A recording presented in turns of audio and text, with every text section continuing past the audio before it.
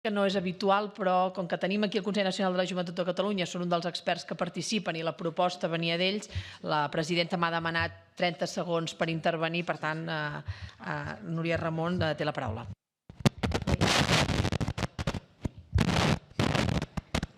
Bé, doncs moltes gràcies. Seré molt breu, simplement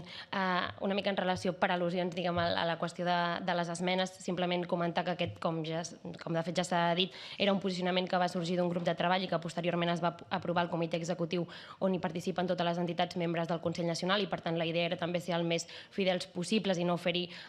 masses modificacions que no fossin, que estrictament impedissin la seva aprovació i, per tant, també era més aviat en aquesta línia i després que també en les diferents trobades que vam fer amb els grups també vam plantejar i vam poder debatre el text i per tant eren unes esmenes que vam rebre a posteriori que tampoc teníem marge per acoplar-les en el cas que fos possible. Dit això, simplement agrair als grups que ens van rebre en el seu conjunt per plantejar aquest text inicial i especialment als grups que la van presentar i també als que hi han donat suport.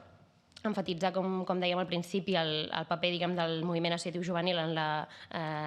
configuració d'aquesta proposta, que,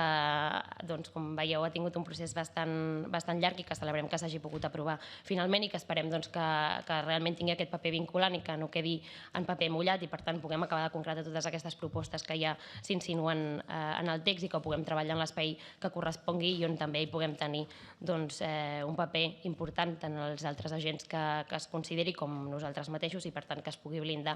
i garantir la qualitat de les pràctiques que sovint es plantegen com aquest punt d'entrada al món laboral i que, per tant, tenen un paper destacat en la trajectòria laboral de les persones joves. Gràcies. Moltes gràcies al Consell Nacional també per